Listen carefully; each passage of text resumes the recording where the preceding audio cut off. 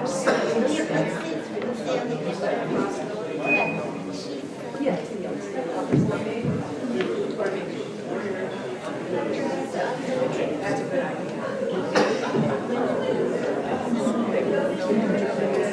on. I don't think I've ever actually been to it.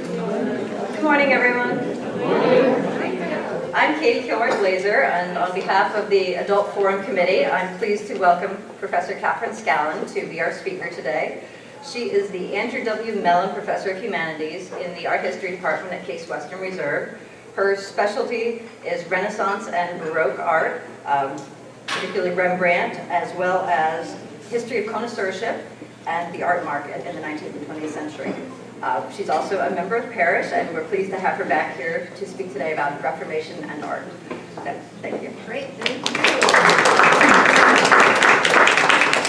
I'm very happy to be here today. I've been way too ambitious. We'll see how far I get into my slide queue, because this is not a small topic.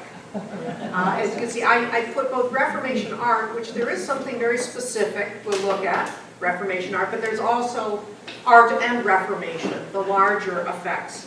So first we'll consider the kind of rise of Reformation art, look at what kinds of subjects were developed as a result of the Protestant Reformation, okay? What subjects were dropped in Protestant lands. And as a hint, things like this aren't very popular anymore, sadly. Jan van Eyck's altarpiece of the Mystic Lamb, which there are a number of issues, quote unquote, in here for Protestants.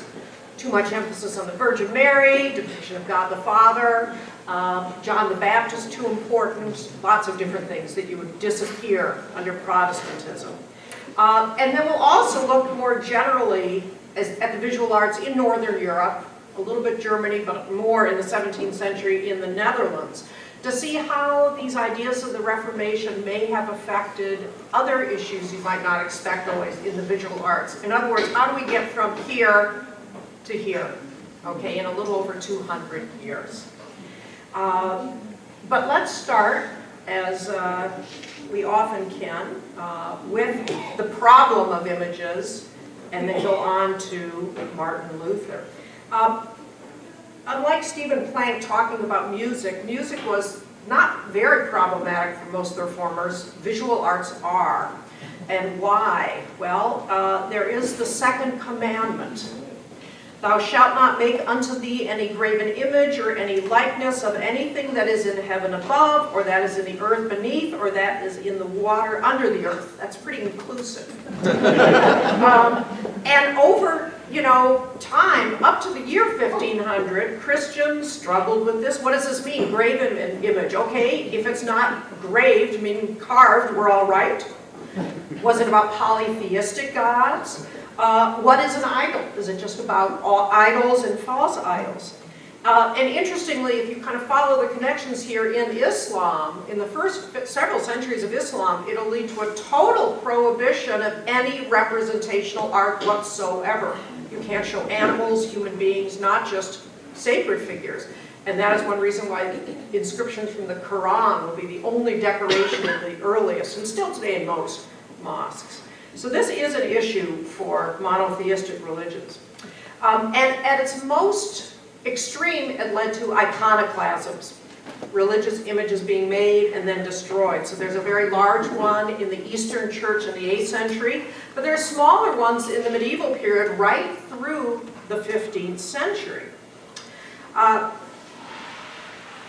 so let's go to a time close to, right up to the beginning, where we'll start with Martin Luther, and say that what was about uneasiness? Well, proliferation of images such as this one of the Trinity, of Jesus with his human family outside of a historical context, of saints, especially of the depictions of the Virgin Mary on her own, and the cult of relics, which were of course often enclosed in fine works of art themselves, reliquaries, are all very widespread by the end of the medieval period. But the question was, were people praying to the images themselves? There were also miracle-working images. often older works, often Byzantine icons of the Virgin Mary and Christ child. This is a print by Albrecht Durer showing one particular icon, obviously not a real representation, but kind of interpretation of it. And this print is something that this was a miracle working icon, and you could buy prints of it and get an indulgence. Right? So the whole issue of indulgences with the church and the get out of jail free card is a real problem, and it gets wound up with works of art. So this is kind of the place where the reformers start. And let's start appropriately enough with Martin Luther. Now again, we know how important music was as an art form to Luther, and sacred music. Visual art was not the equal of music in his opinion, but he was also not of the opinion that the gospel should destroy and blight all the arts. That's a quote from Luther. And he actually recognized their potential effectiveness as instructive tools. In a 1525 treatise, he argued that images, of course, should not be worshipped, but he endorsed their use pedagogically, that is, to inform the young and illiterate. And in some ways, again, that's continuing the medieval tradition, the idea that images will teach people who are not literate about Scripture, about the sacred word. He also believed people have an inherent tendency to form visual images, so why not direct that inherent tendency along the right directions with the right kind of images. He did not regard image idolatry as a very big issue, and in this way he will be different from some of the other reformers. Nor did he share the notion that the image prohibition of the Old Testament, Hebrew Bible, remained strictly in force for Christians, seeing it as part of the old law that is kind of washed away with the coming of Christ. Ultimately, for him, the use of or non-use of religious images fell in the realm of Christian liberty. That is, it should be up to individual parishes or even up to the individuals about the role of images. And by the way, Luther himself was pretty savvy about marketing his brand, to use 21st century speak. I can't tell you how many images there are of Luther starting around 1519 or 20. So we have this, and this one I find is particularly ironic, perhaps, because really we're turning him into a saint here with the halo and the dove of the Holy Spirit lingering above him. And look at the date, woodcut from 1521. You know, this is right at the very beginning. And there will also be posthumous images, such as the one on the left. And there's an inscription of this that says, "During my lifetime I was the plague for you, O Pope. My dying will be your death." All right, and this whole issue becomes a very important one in early Reformation iconography or subject matter that is anti-papal images. So notice how this engraver, Wolfgang Stuber, we think, used as his basis the very famous image by Albrecht Durer of the early Christian scholar, St. Jerome, in his study. This was one of the most famous works of art in all of Europe by 1520, and a generation after that, he inserts Luther into that context. So this whole idea of whether he's doing it himself, Luther, or working with people or others, associating himself, putting him into that particular context. Yes, anti-papal images. And by the way, I decided, considering the forum here, I eliminated all the scatological ones. That left me with very few to show, because a lot of these early anti-papal or anti-Catholic Church images they're very scatological, they're very crude, coarse in both their execution and their kind of humor. But that also tells us something. These were very widespread, cheap images done in prints, usually in woodcuts, and that they would, lots of people could afford to own one and take this position.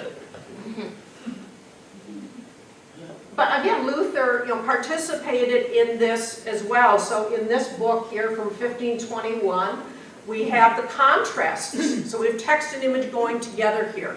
So Jesus cleansing out the temple, Christ, and the Antichrist, Pope selling indulgences. All right, and a number of these were in here. Even his the first full edition of the German Bible has 118 woodcuts in it. So Luther really did understand the power and usefulness of visual images in conveying his ideas about Scripture. What about new subjects that were more positive than the ones we have just seen? Many of them come out of this very productive working relationship between Martin Luther and the artist Lucas Cranach. We've already seen a couple here. And Cranach is producing these images as early as 1520. They both are in Wittenberg. Frederick the Wise, who's the Elector of Saxony, was the protector of Luther, but he also was the employer, the primary employer of Cranach. And Luther was actually the godfather to Lucas Cranach's son. Lucas Cranach the younger. So they were very closely united here. And so the whole idea now of, okay, if we're going to say that we will still keep the visual arts, but we want to change the kind of imagery used, what can we do? And some of these ideas were really very abstract in Reformation theology and weren't necessarily all that easy to show. But this is one that was used over and over again. Law versus grace. The Old Testament versus the New Testament. And Cranach showed this here in this woodcut, but also in a number of paintings. And so here under law, we have the Ten Commandments, and we have Adam fleeing from this devil. In the background, we have the fall itself. So the consequences of the fall are here. In between the tree of life, all right, and under grace now, after the resurrection of Christ, here John the Baptist, you can show him in this kind of context, by the way, saying, this is who you should look to now. You don't look to the law, to the Ten Commandments. You look at divine grace given to us by God, and including the redemption through the sacrifice of his son. And so this very much, stark kind of, good, I won't say it's not exactly good, bad, but it's the old way and the new way. And as Christians, this is the way you should go, the new way. Another important theme, one that had been shown in art, but not so much in Northern Europe, more common in the 15th century in Italy, and early 16th century, the Last Supper, would be Leonardo and other artists. But this will be important in Northern Europe, and in fact, Luther specifically recommended this subject for altarpieces. Why? Because it promoted the idea of communion and the community. And now, this is when I mentioned the word altarpiece, this is important. This is an older form, an altarpiece of several parts. And so Luther was among the reformers that said, yes, it's not just religious art is okay, it is even okay in churches as long as it is the right kind of visual art, the right kinds of subjects. So this is a Cranach painting made for the church in Wittenberg. And this, again, posthumous for Luther. But we can see here the Last Supper being enacted with figures that are the reformers themselves, various early important theologians of the Reformation.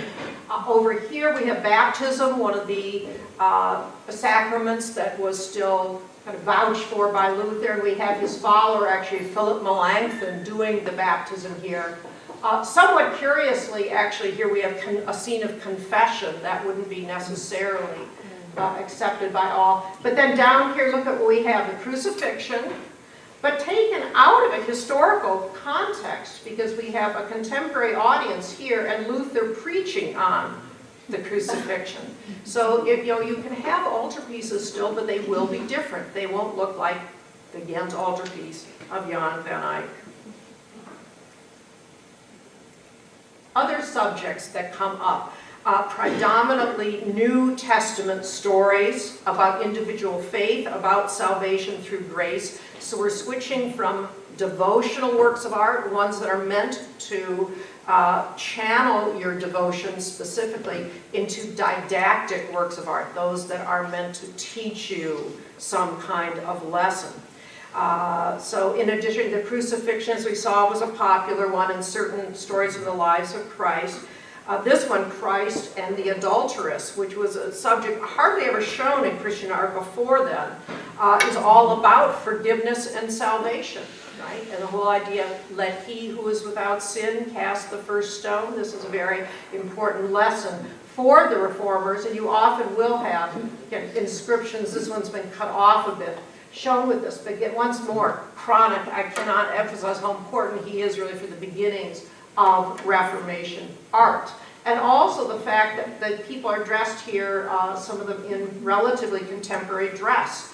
It is a story from the New Testament, but it is being updated to make sure everyone understands the message for today. But it even shows the stone in the hand of the Yes, exactly. And so it's like, stop, think about what you are doing here.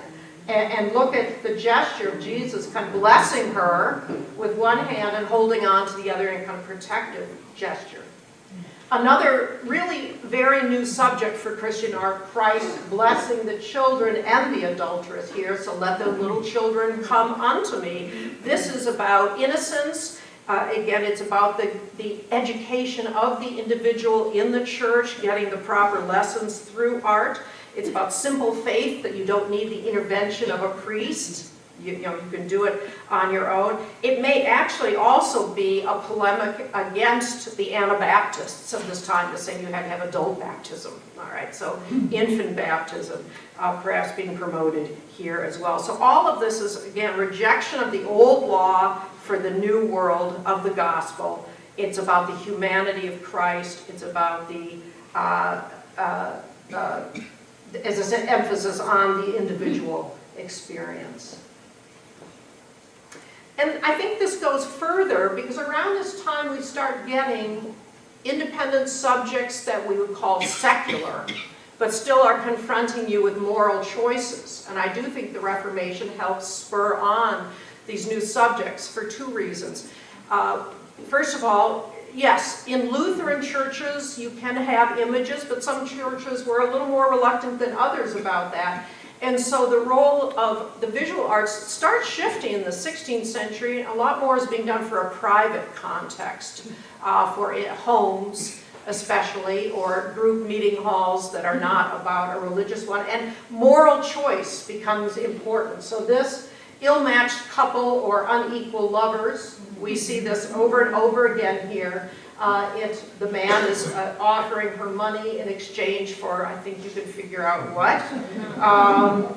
There's actually a hint of that in the birds up here, because you can use a term using birding in both Dutch and German means something else in slang. But it's also about a society that's increasingly wealthy, that has more and more consumer goods, and it's about, which direction are you going to go? And so the emphasis here on still life elements is part of that, and giving it a contemporary setting, I think, is important as well. So even secular art, as I said, is touched by the Reformation, really from near the very beginning. And Stephen Planck was telling us this too, that the kind of interpenetration of secular and sacred music happens in Reformation music. Well, that's Luther and Cranach, but what of other reformers, ones who were less supportive, to say the least, of religious visual art? There's one already in Wittenberg at the very beginning, Bodenstein von Karlstadt, who was enthusiastically anti-image and actually promoted iconoclasms right in Wittenberg. There were two, one in December 1521 and one in January 1522. Luther's out of town at that point. And they're trying to push the town council to get rid of these horrible idols, these religious idols. Luther comes back and changes the mind of the town council and kind of stops that. So we have, this is really kind of the first break among major reformist theologians, the break between Bodenstein and Luther, and it is over images. And this happened in other towns. There were either iconoclasms on a small scale, or at least kind of prohibition of new images. So in the town of Nuremberg, there is the idea that the town council in 1525 says, okay, we're not going to have all the images necessarily removed, but we can't put anything new in them.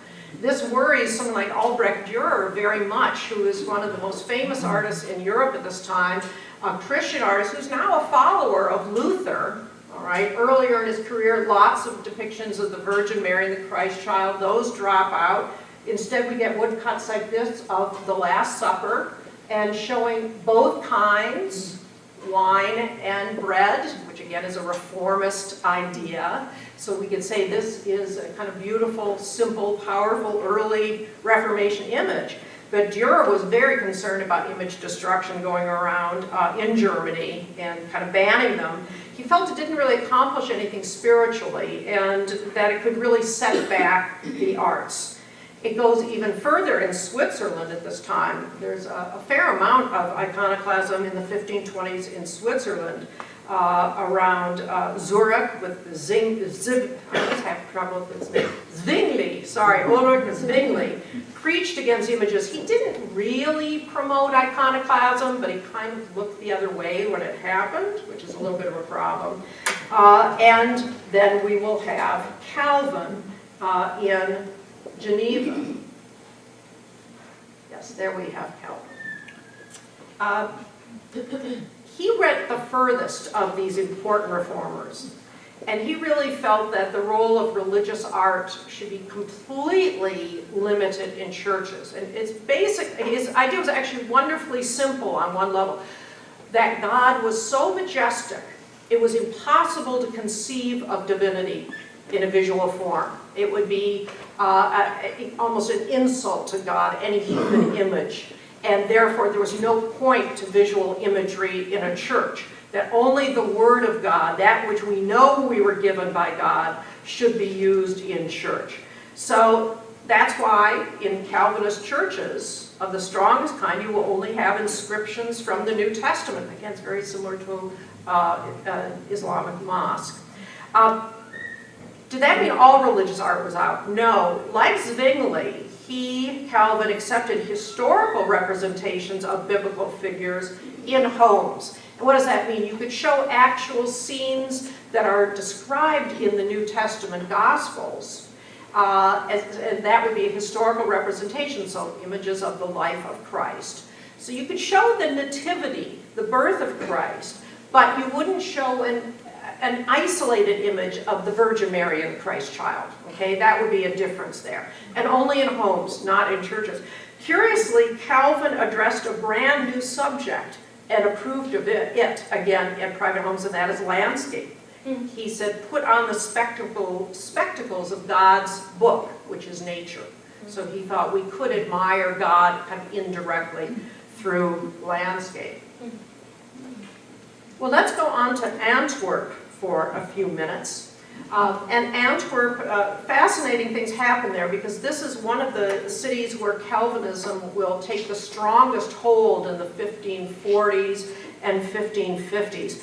Antwerp was the richest and most important trade center of Europe in the first half of the 16th century, and it had a very large literate population. Merchants, artisans, a lot of foreigners working there as well, and they really took enthusiastically to the idea of this individual experience of Scripture for themselves. It's a long and complicated story to discuss why Calvinism rather than Lutheranism took hold, but it's important to know that it was Protestantism in the Calvinist mode was the one that came to dominate. And therefore, in the Calvinist congregations that were coming up, there would be no place for the creation or installation of works of art. At the same time, there is still a significant Catholic population in Antwerp. We do have traditional religious art being made there, but not for Calvinist clientele. Instead, when we get these new subjects that are for private homes of these well-to-do people, but who are kind of uneasy, it appears, about perhaps their own wealth. As I said, this is really the kind of consumerism of this time is really a new concept. And so in context here, Jan Saunders van Hemesen is actually one of the most important, as well as one of the weirdest artists of the Antwerp Reformation. The Prodigal Son is a story that becomes incredibly popular in the 16th and 17th century. Now the parable, the Prodigal Son, is a parable largely about God's forgiveness, right? The Prodigal Son wants his share of the money before the death of his father. He gets it, he goes off, ... all right? He comes back, and isn't worthy, in his opinion, to even be taken on as a son again of his father. He'll work as one of the farm hands because his father treats him decently, but the father instead welcomes him with open arms and throws a feast. The older brother, who's been the good, dutiful son all along, is not really happy about this. But it's the idea that we can't earn grace, right? It's given freely by God. We can't do any works for it. So Luther really approved of this subject, though it's more common in the Netherlands than in Germany. But it's also, to him, the older brother is sort of the Catholic notion. Do those works and being good, you will be saved. Well, what they do in Antwerp is they develop that ... period of the prodigal son's life, which there's no description of, but it's wine, women, and song, at least according to those in Antwerp. And so we have here this guy surrounded by all sorts of women. He's kissing one, the other one. There's all this kind of intricate interlacing. This woman should be understood as kind of procuress. This is a tavern scene. Guy looking into his empty tankard. People are not behaving well. He loses his money. He's thrown out here. And then here in the background, we see him first with the swine and then being welcomed at his father's door. But it's interesting that, the traditional subject is put in the background, and instead this moral choice is put in the foreground. Who are you as the viewer? Which part of the story do you identify with? It's about individual experience and moral choice. And I would say these are paintings that are really between secular and sacred. They really are a mix at that time. Another favorite one is the calling of Matthew. Matthew, who had been the tax collector, but is called by Jesus to be his follower. This too is about choices. Are you going to identify with Matthew, who looks up here, despite the distractions of this alluring young woman? I guess, do they follow tax collectors? I don't know. But is he going to, follow Jesus here? It's been suggested these are actually the parents of Matthew, who aren't necessarily happy about him giving up this wealthy life. So once more, it's about if you're in Antwerp as a foreign merchant or as a fairly well-to-do artisan, a painting like this in your home is something you can discuss with other people and talk about how you yourself relate to it. And just one more example there, as I said, Jan Saunders van Hemesen is almost like Cranach in terms of his role of promoting these new kinds of subjects, just working in Antwerp. Here we have the wayfarer at a brothel. And so we have this man here being tempted in the same way. Look at the cat getting into the food here. All sorts of things going on that shouldn't. But it is about a direct moral choice, just the way we saw with that Cranach ill-matched lovers. So this is, as I said, a new idea, a new kind of art, secular art, other than portraits, really hadn't existed in the world of painting before this. Now we have a kind of secular art of painting, but that is always filled at this point with moral choice. And then one generation later, also in Antwerp, Peter Bruegel, reinterpreting some traditional stories, Christ carrying the cross. Here we have this group, a kind of lamentation group who we usually see after the crucifixion. They're in the foreground. They may tell us something about how we're supposed to relate to it. But we have to wind through the whole painting to get to Christ, carrying the cross there. And so it's an idea that this is an artistic journey you have to take, and it's filled with contemporaries of Bruegel's in their dress. And people, how are they participating? Are they laughing at this event? Are they shocked by it? Simeon, who's taken from the crowd to help Jesus carry the cross. His wife is protesting at this injustice. It's all about how would you respond if you saw this today. So it's a historical representation of the life of Jesus, so that's acceptable, but it's a way too of bringing it up into contemporary life in Antwerp in these decades before the 1560s. And Rochel is the perfect artist for that period of time because he does some religious works, but a number of secular ones. Just to suggest one of his groups, if we think about the idea of landscape and the promotion of it even by Calvin, well, we have this wonderful set of the Seasons, which was done for a dining room of important backer, Nicholas Jongeling, in his sort of country villa outside Antwerp. There were 6, we believe, originally, all around his dining room. Must have been spectacular. But the promotion of this kind of art is because it's taking the place of other kinds of older decoration. In a totally characteristic way about Antwerp and early capitalism, Jongeling actually put up the whole set as collateral for a loan that he defaulted on and lost them. And then after that, they were eventually broken up. And we have one of these in New York in the Metropolitan Museum. The others are all in Europe, Vienna, Prague, places like that. In some ways, I don't know if you can say it's inevitable, but not surprising that given the tense atmosphere of Antwerp, and I think a lot of these paintings do reflect that kind of tension, we will end up with major iconoclastic riots in 1566, first starting in the southern Netherlands, Antwerp and other places, and they move week by week up into the northern Netherlands. All right, we can just follow that in August and September 1566. Hedge preachers, these were kind of radical, extreme Calvinists who would go outside of town to preach because their ideas were so radical they weren't allowed into town. They had a large following and they started encouraging these kinds of iconoclasms.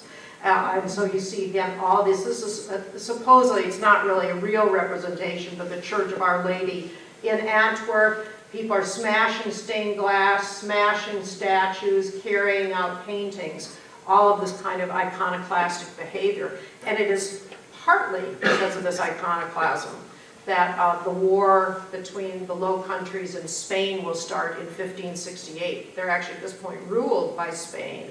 And Spain is perhaps the most zealously Catholic country in Europe at this point. There are lots of other issues involved about local versus centralized government, about taxation, but the religious issue comes to the front too. And so Antwerp, its economy is destroyed along with this collection of wonderful works of art. A number of works of art are saved, including by Protestants, who will go into churches and help hide them in various places. Monks, will hide precious works of art. But we clearly did lose a lot of incredible Netherlandish art in 1566. Well, let's jump up to the 17th century for just a few minutes and see what some of the consequences were. And first of all, we still have some images that are highly polemical. Rich brought this one to my attention. This is a painting in the Yale Divinity School showing the reformers gathered around a table. So it's post-historical. It's looking back to these important early theologians and some of the 17th century too. But when they start working in conservation, they realized there were figures in the foreground that had been covered up. And in fact, there are a number of versions, some better than others, of this painting, and they all seem to relate to this engraving from about 1640. The candle is lighted, we cannot blow out. So what we do is we have cardinals and other figures representing the Catholic Church here, trying to blow out the candle of reform, but they cannot do so, all right? It's important to realize, too, that in England, under Puritan rule, there was more iconoclasm. There had been some in the 16th century, even starting under Henry VIII, but we get another wave of it even in the 17th century. So that's a wonderful example, and I thank Rich for it. By the way, it works both ways, though, in terms of kind of maligning the other side. Peter Paul Rubens is the preeminent artist of the 1620s and 30s in Europe, everywhere for Catholicism. And this was a design he did for a whole set of tapestries that were to go into a convent in Spain. And it's the Triumph of the Eucharist tapestry. So here we have the victory of the Eucharistic truth. Here we have time carrying truth, so we have the allegorical figure in a Christian context. But they're trampling, we see getting trampled here, people such as Calvin, and Martin Luther, all right? So there is this kind of polemical image on the Catholic side as well. When we go to the northern Netherlands in the 17th century, we have such an interesting dynamic because the art world has really been turned upside down in a Protestant country like that. The church had been the biggest patron of the visual arts. That's basically not going to happen except in this context.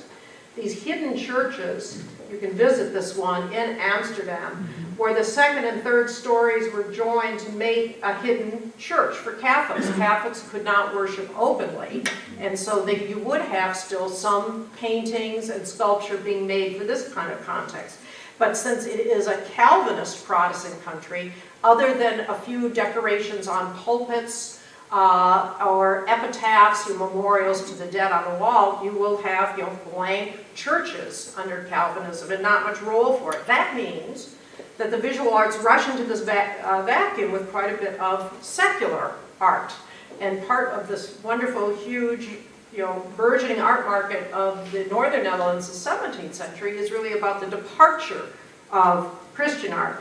And you also have other kind of interesting ideas. You couldn't practice openly if you're Catholic. You can if you're Jewish, all right? The prominent Jewish population was actually a point of pride for Amsterdam. They loved to think of themselves as the most tolerant people. And they also, by the way, identified with the Jews of the Hebrew Bible, the Jews of the Old Testament, why they have been persecuted by Spain, and that they were the underdog. They're the David with Goliath. And so to them, these are kind of their ancestors in one sense of the word. So we have depictions of the actual Portuguese Synagogue. There are a couple in Amsterdam at the time. And we have quite a few depictions of scenes of Old Testament ones that have never really been shown much in art, maybe in a few prints. Esther, Haman, and Ahasuerus. Esther, Jewish heroine, pleading with her husband, King Ahasuerus, against the evil Haman who's plotting against the Jews. All right, and it's been suggested that these were made for both Christians who are seeing this too as about they're rising up against oppression, so they will identify with Esther, but also potentially for some Jewish merchants who are maybe assimilating to some degree within this Christian society. We don't know that, but it's one idea. Jan Victors is such a firm, we might say rigid Calvinist, that all sorts of subjects are just completely out for him, and religious art almost only Old Testament subjects for him. He almost doesn't even want to touch the New Testament. He's so concerned about issues of propriety there. Rembrandt has often been called really the premier Reformation artist, of the 17th century, okay? And he too goes into these wonderful Old Testament subjects, Belshazzar's feast, the writing on the wall, profaning the objects taken from the temple, which will lead to the downfall of Belshazzar and his entire court. And renewing older stories, instead of showing an isolated image of the Virgin Mary and Christ child, we now show a nice domestic scene. Here Joseph is doing carpenter work in the shadows. Mary is holding the infant Jesus. The cat is by the fire. And by the way, we have an illusionistic curtain here. The Dutch actually would put little real curtains in front of their prized paintings to keep dust off them. And so to look at something, you pull the curtain aside. But Rembrandt is also playing around with tradition in this Reformation context. Why? Because earlier works of art would show sacred scenes revealed by prophets. So look at how they are pulling aside the curtain in this 15th century depiction. And also he's drawing on these already somewhat secularized depictions from the early 16th century of the Virgin Mary and the Christ child. This could really almost pass as just a beautiful young mother and her child. It isn't. There are enough symbols here to let us know it is the Virgin Mary and the Christ child. But already the blurring that was happening a century earlier. So Rembrandt, I think, very innovative in that way of still making a religious art, but one that is kind of acceptable and secularized in appropriate ways, secularized. He also, with these kind of paintings, may have led the way for a kind of secular scene that becomes, not flipping anymore. There. Very popular in the 1660s, which are depictions of mothers and children in the art of Peter Defoe and others. And so here, this is entirely secular. We are not meant to read this as the Virgin Mary and Christ child, but it is still now a moral example that may still resonate a little bit with some of the older meaning here. Look at that perfectly kept Dutch household, everything neat and tidy. She's actually looking for lice on her daughter's head. That's important. It's about hygiene, and this is where it happens in the home and the instruction of the youngers. The humanity of some of these depictions of Christ is really emphasized by, the Getty now claims this is by a pupil of Rembrandt. I don't believe it for a second. I still think it's a Rembrandt drawing. But anyway, my point is, in a very simple way, here is showing the mocking of Christ, part of the Passion. Now, in the past, there might be emphasis on the physical torture of Jesus during that time.